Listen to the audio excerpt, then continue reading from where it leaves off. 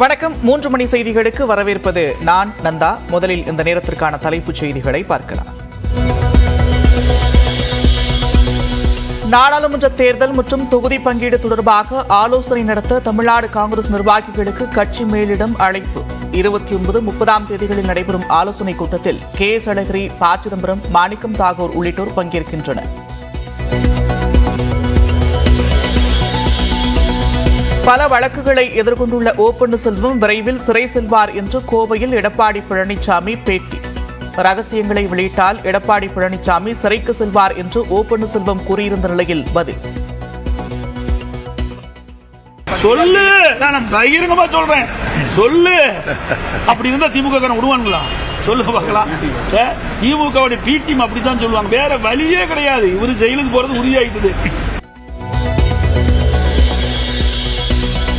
கோத்தகிரியில் படுகரின மக்களுடன் நடனமாடிய முன்னாள் முதலமைச்சர் ஓ. பன்னீர்செல்வம் பாரம்பரிய உடை அணிந்து வரவேற்ற மக்கள்.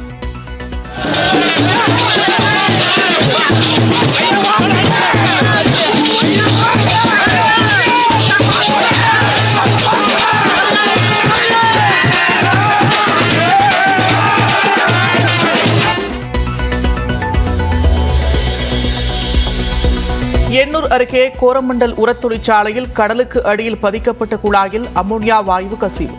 நள்ளிரவில் வீடுகளில் தூங்கிக் கொண்டிருந்த 42 பேருக்கு மூச்சு திணறல், மயக்கம்.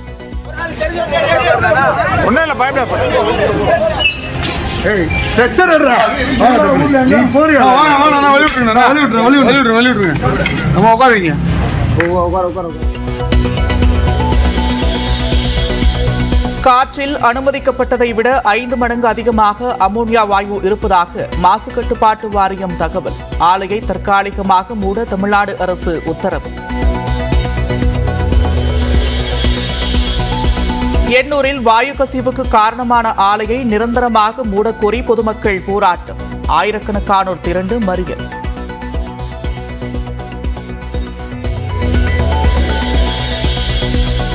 எண்ணூரில் ஏற்பட்ட அமோனியா கசிவால் சுமார் 1 கிலோமீட்டருக்கு செத்து மிதக்கும் கடல்வாழ் உயிரினங்கள்.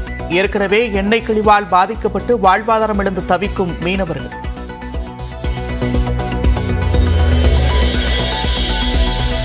எண்ணூர் வாயு கசிவு குறித்து ஆளுநர் ஆர்.என். ரவி கவலை. பாதிக்கப்பட்டவர்கள் விரைவில் குணமடைய வாழ்த்து.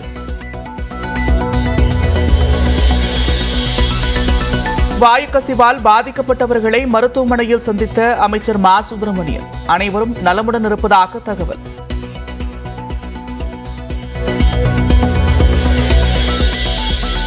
சென்னை தண்டையார்பேட்டை ஐஓசி நிறுவனத்தில் பாய்லர் வெடித்து ஒருவர் பலி. உயிருக்கு ஆபத்தான நிலையில் மற்றொருவர் மருத்துவமனையில் அனுமதி.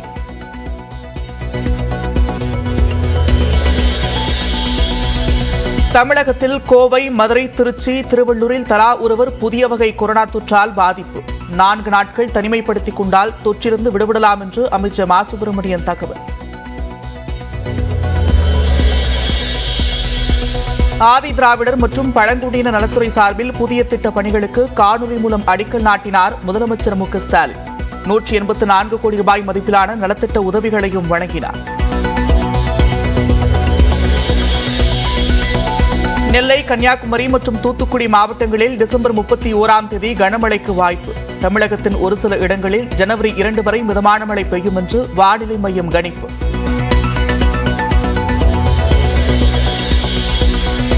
கோவை, பெங்களூரு இடையே வந்தே பாரத் ரயில் சேவை வரும் 30ஆம் தேதி தொடக்கம்.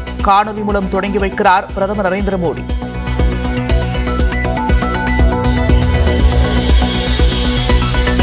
விருதாச்சலம் அருகே கூழாங்கற்களை கடத்தியவர்களை மடக்கி பிடிக்க முயன்ற கனிம வளத்துறை அதிகாரிகள் மீது தாக்குதல். 4 பேர் மருத்துவமனையில் அனுமதி.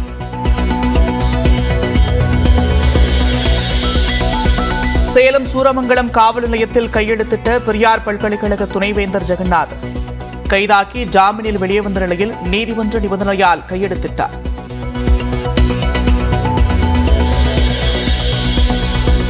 நடிகை கௌதமியிடம் நில மோசடி செய்த விவகாரம்.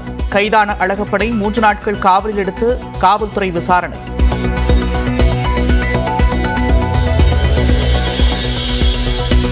ஜனவரி 14ஆம் தேதி பேருந்து யாத்திரையை தொடங்குகிறார் ராகுல் காந்தி. வடகிழக்கு மாநிலங்கள் குஜராத், மகாராஷ்டிரா உட்பட 14 மாநிலங்களில் 6200 கிலோமீட்டர் பயணிக்கிறார்.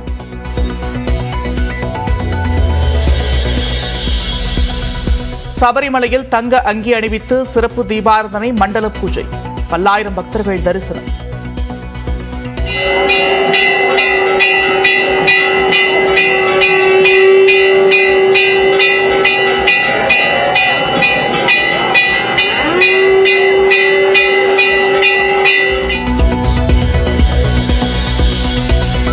உத்தரப்பிரதேச மாநிலம் ஆக்ராவில் பனிமூட்டத்தால் விபத்துக்குள்ளான லாரி.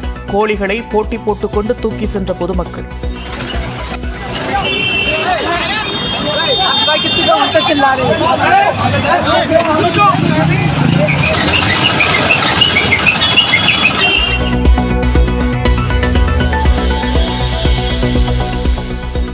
ISPL T10 கிரிக்கெட் தொடரில் தமிழ்நாடு அணியை வாங்கினார் நடிகர் சூர்யா. கிரிக்கெட்டில் புதிய பாரம்பரியத்தை உருவாக்குவோம் என்று எக்ஸ் தளத்தில் பதிவு.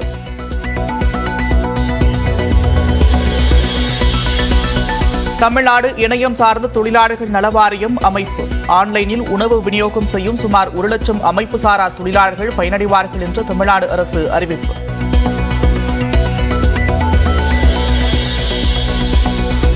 தென்னாப்பிரிக்காவுக்கு எதிரான முதலாவது டெஸ்டில் 245 ரன்களுக்கு முதல் இன்னிங்ஸை இழந்தது இந்திய அணி. நிலைத்தாடி சதமடித்தார் KL ராகுல். மின்கட்டண உயர்வை திரும்பப் பெற வேண்டும், பீக் அவர் கட்டணத்தை திரும்பப் பெற வேண்டும் என்பதை வலியுறுத்தி கோவை காந்திபுரம் பகுதியில் தமிழ்நாடு தொழில்துறை மின் நுகர்வோர் கூட்டமைப்பினர் மனித சங்கிலி போராட்டத்தில் ஈடுபட்டிருக்கின்றனர். இது தொடர்பான விவரங்களை வழங்குவதற்காக இணைக்கிறார் செய்தியாளர் குருசாமி. குருசாமி, விவரங்கள்.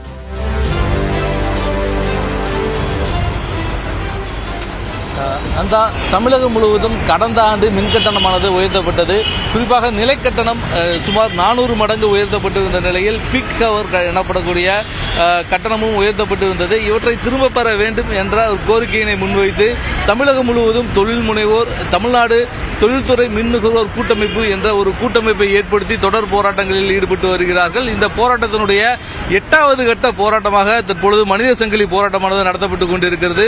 ஏற்கனவே தமிழகம் முழுவதும் ஆர்ப்பாட்டம், உண்ணாவிரதம், அரசுக்கு மனு அளிக்கக்கூடிய போராட்டம் என பல்வேறு விதமான போராட்டங்கள் நடத்தப்பட்டு இருக்கிறது. இந்த போராட்டத்தினுடைய ஒரு பகுதியாக தற்பொழுது 8வது கட்டமாக இன்றைய தினம் மனித சங்கிலி போராட்டமானது நடத்தப்பட்டுக் கொண்டிருக்கிறது. கோவை காந்திபுரம் பகுதியில் 1500க்கு மேற்பட்ட தொழிலாளர்கள் தற்பொழுது இந்த மனித சங்கிலி போராட்டத்தில் பங்கேற்றிருக்கிறார்கள். கோரிக்கை அட்டைகளை கையில் ஏந்தியபடி தற்பொழுது இந்த மனித சங்கிலி போராட்டத்தில் அவர்கள் பங்கேற்றுக் கொண்டிருக்கிறார்கள். இந்த போராட்டத்தினுடைய தங்களது முக்கியமான கோரிக்கையாக அரசு நிலை கட்டணத்தை திரும்ப பெற வேண்டும் என்ற கோரிக்கையை முன்வைத்திருக்கிறார்கள். ஏற்கனவே இது தொடர்பாக பலமுறை அரசிடம் வலியுறுத்தியும் இதுவரை எந்தவித நடவடிக்கையும் எடுக்கப்படாத சூழலில் தற்பொழுது மீண்டும் இந்த போராட்டமானது நடைபெற்றுக் கொண்டிருக்கிறது. போராட்டத்தினுடைய ஒருங்கிணைப்பாளர் நம்மிடையே இருக்கிறார். அவரிடம் நாம் இது குறித்து பேசலாம். சார், சொல்லுங்க, தொடர்ச்சியா அரசிடம் இருந்து இதுவரை எந்த பதிலும் அல்ல. 8வது கட்டமாக போராட்டத்தில் ஈடுபட்டிருக்கீங்க.